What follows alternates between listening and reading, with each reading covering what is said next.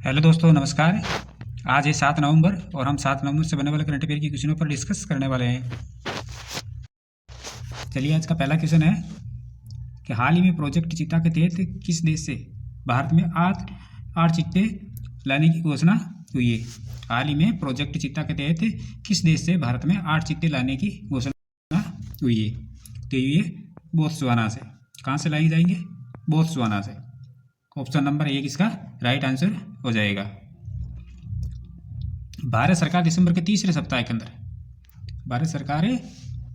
दिसंबर के तीसरे सप्ताह तक बोत्सवाना से 8 नए चित्तों का आगमन कराने की योजना बना रही है। और चित्तों को जो मध्य प्रदेश है, उसके मध्य प्रदेश में कुनो पालपुर राष्ट्रीय उद्यान में 2-3 महीने के लिए क्वारंटीन में रखा जाएगा और जिसके बाद उन्हें जंगल के अंदर छोड़ दिया जाएगा। तो भारत में चित्तों की एक व्यवहार या आबादी स्थापित करना है और उन्हें उनके ऐतिहासिक प्राकृतिक क्षेत्र में वापस लाना है। ये इनका प्रमुख उद्देश्य है। और इस योजना की जो प्रारंभ है, तो ये योजना की शुरुआत 17 सितंबर 2022 को हुई थी, जब नामीबिया से 8 चीते भारत लाए गए थे। और इसके अतिरिक्त चीते फरवरी 2023 में दक्षिण अफ्रीका से 12 चित्तों को एक और जथा जो कुनो राष्ट्रीय उद्यान के अंदर लाया गया था। और जो कार्य इसे राष्ट्रीय बाघ संरक्षण प्राधिकरण, मध्य प्रदेश वन विभाग और भारतीय वन्य जीव संस्थान के सहयोग से लागू किया जा रहा है। नेक्स्ट क्वेश्चन है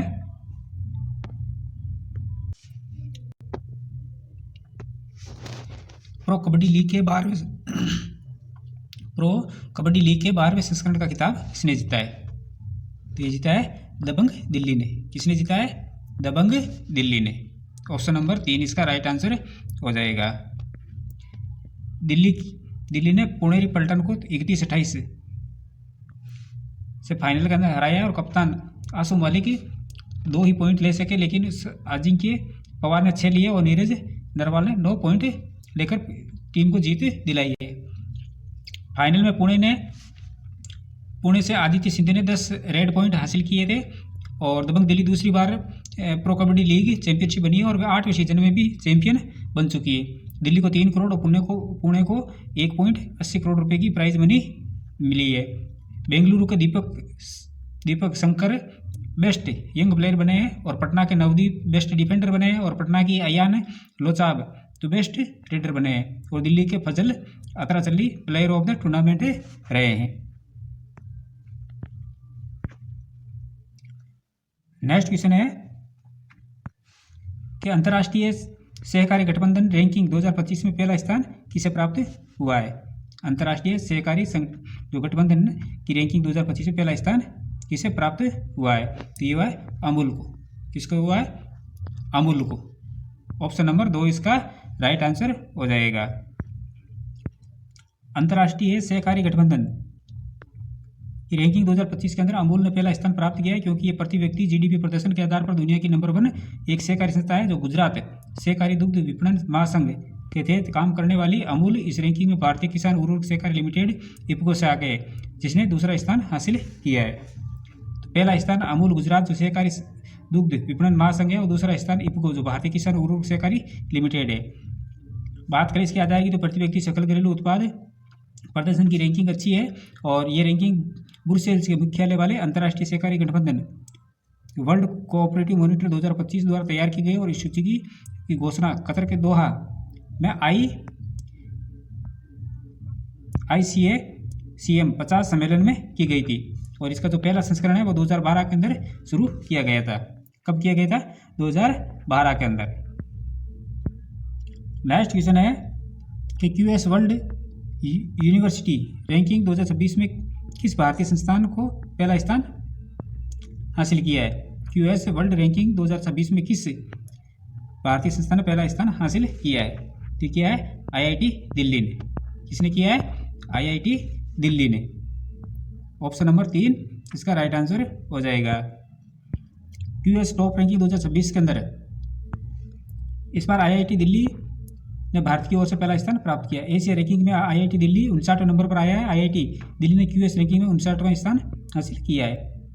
QS यूनिवर्सिटी रैंकिंग के अनुसार एशिया की टॉप 100 यूनिवर्सिटीज़ में 5 भारतीय प्रौद्योगिकी संस्थान यानी IIT यानी भारतीय विज्ञान संस्थान, बेंगलुरु और दिल्ली यूनिवर्सिटी को जगह दी गई है। आईआईटी दिल्ली, आईआईटी मद्रास और आईआईटी मुंबई और आईआईटी कानपुर और आईआईटी खड़गपुर टॉप 100 एशिया संस्थानों की लिस्ट के अंदर शामिल किए गए हैं। QS world university Asia ranking में 7 भारतीय संस्थान टॉप 100 में और 20 टॉप 200 के अंदर और 66 है टॉप 500 के अंदर। पिछले साल की रैंकिंग की तुलना में 36 भारतीय संस्थानों के अंदर सुधार हुआ है। तो पहली रैंकिंग मिली है आईआईटी दिल्ली को और 206 नंबर भी है Manipal academy of higher education, Manipal Karnataka के अंदर है उसको। मद्रास को 70वीं मिली है और आईआईटी कानपुर को 77वीं और आईआईटी खड़गपुर को 77वीं और बॉम्बे को 71वीं और बेंगलुरु को मिली है 64वीं। तो ये इस प्रकार इनकी रैंकिंग है।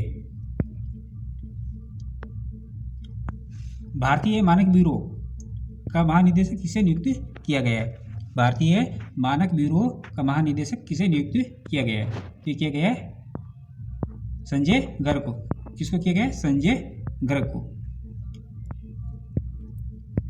केरल कैडर के 1994 बैच के आईएएस अधिकारी संजय गर्ग ने 1 नवंबर को भारतीय मानक ब्यूरो बीआईएस के महानिदेशक के रूप में पदभार ग्रहण किया है और बीआईएस के महानिदेशक के रूप में शामिल होने से पहले उन्होंने भारतीय कृषि अनुसंधान परिषद के सचिव और कृषि अनुसंधान और शिक्षा विभाग के अपर सचिव के रूप में भी कार्य किया है।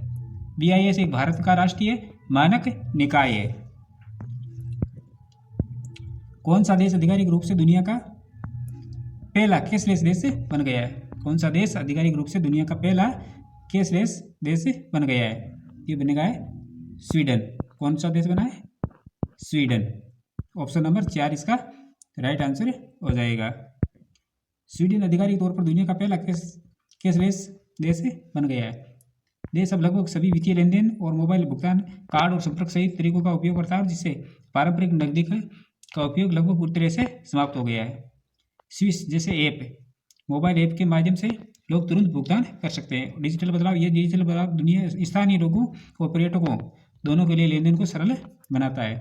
सुरक्षित और आसान, डिजिटल भुगतान को अधिक सुरक्षित और आसान माना जाता है, जिससे धोखाधड़ी में कमी आई है। नेक्स्ट क्वेश्चन है कि सामिया सुलूह हसन को हाल ही में किस देश की राष्ट्रपति के रूप में नियुक्त किया गया है? सामिया सुलूह हसन को हाल ही में किस देश की राष्ट्रपति के रूप में नियुक्त किया गया है? तो किया गया है तंजानिया की। किस देश की? तंजानिया देश की। ऑप्शन नंबर 4 इसका राइट आंसर हो जाएगा। सामिया सुलूह हसन को अफ्रीकी देश तंजानिया का राष्ट्रपति चुना गया है और वे अपने दूसरे कार्यकाल के लिए शपथ लिए। वे तंजानिया की पहली महिला राष्ट्रपति जो 2021 से इस पद पर है। नियुक्ति का विवरण देखें तो दूसरे कार्यकाल के फिर से चुने गए हैं। शपथ उन्होंने हाल ही में तंजानिया के राष्ट्रपति के रूप में शपथ दूसरे कार्यकाल के ले लिए और पद वे 2021 से तंजानिया के राष्ट्रपति और उन्होंने राष्ट्रपति जॉन मैगुफुली की मृत्यु के बाद यह पदभार संभाला था। राजनीति पृष्ठभूमि, सामिया सुलूह तंजानिया की राजनीति में एक महत्वपूर्ण व्यक्ति है जो तंजानिया की पहली महिला राष्ट्रपति है। नेक्स्ट क्वेश्चन है कि हाल ही में किस देश ने दुनिया का सबसे सस्ता high energy military laser Apollo तैयार किया है? हाल ही में किस देश ने दुनिया का सबसे सस्ता high energy military laser Apollo तैयार किया है? ये किया है ऑस्ट्रेलिया ने। किसने किया है? ऑस्ट्रेलिया ने। ऑप्शन नंबर 4 इसका राइट आंसर हो जाएगा। ऑस्ट्रेलिया ने दुनिया का सबसे सस्ता high energy military laser Apollo तैयार किया है। ये चारों ओर से आने वाले ड्रोन को टारगेट कर सकता है और एंटी ड्रोन सिस्टम पूरी तरह से ऑफ ग्रिड है, यानी बिना बाहरी बिजली के भी काम कर सकता है और एक बार चार्ज करने पर 200 ड्रोन गिराने में सक्षम है और साथ ही 15 किमी दूर से ऑप्टिकल सेंसर को बेअसर कर सकता है। नेक्स्ट क्वेश्चन है कि हाल ही में हरीश राय का 55 वर्ष की उम्र में निधन हो गया है। वे किस क्षेत्र से संबंधित थे?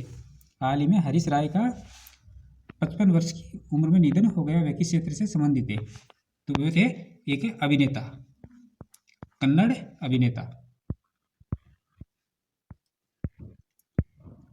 कन्नड़ एक्टर हरीश राय का 55 वर्ष की आयु के अंदर निधन हो गया। वे कैंसर से जूझ रहे थे। उन्होंने फिल्म केजीएफ में रॉकी के चाचा कासिम चचा का किरदार निभाया था। वो कन्नड़ फिल्मों में नेगेटिव रोल करने के लिए जाने जाते हैं और KGF के अलावा उन्होंने जोड़ी हक्की, तयव्वा और संजू वेड्स गीता जैसी कई हिट फिल्मों के अंदर काम किया है। प्रीवियसली क्वेश्चन का रिवीजन कर लेते हैं। तो भारतीय सेना ने रेगिस्तानी युद्ध क्षेत्रों में ड्रोन और काउंटर ड्रोन क्षमताओं को परीक्षण के लिए वायु समन्वय 2 का अभ्यास किया है। पूर्वी प्रचंड प्रहार नामक त्रिसेवा अभ्यास अरुणाचल प्रदेश राज्य के अंदर आयोजित किया गया और हाल ही में विश्वजीत साय को रक्षा लेखा महानियंत्रक नियुक्त किया गया है। और दुनिया में पहली बार पीढ़ीगत धूम्रपान प्रतिबंध लागू करने वाला देश मालदीव बना है। और हाल ही में भारतीय सेनाओं ने त्रिशूल सैन्य अभ्यास शुरू किया है। और हाल ही में यूनिवर्सिटी ऑफ लोवा के वैज्ञानिकों ने RAD52 DNA रिपेयर प्रोटीन की जो संरचना है उसकी खोज की है। और अमेरिकी शहर न्यूयॉर्क के मेयर का चुनाव जोहरान ममदानी ने जीता है। और हाल ही में इंटरनेशनल ओलंपिक काउंसिल ने वेट लिफ्टिंग की 49 kg वेट कैटेगरी को 2028 में होने वाले सभी टूर्नामेंटों से हटा दिया गया है। तो दोस्तों ये थी हमारी आज की क्लास। वीडियो को लाइक कीजिए, शेयर कीजिए, कमेंट कीजिए और चैनल को सब्सक्राइब कीजिए। इसी प्रकार का महत्वपूर्ण प्रश्नों के साथ कल फिर मिलेंगे। तब तक के लिए धन्यवाद।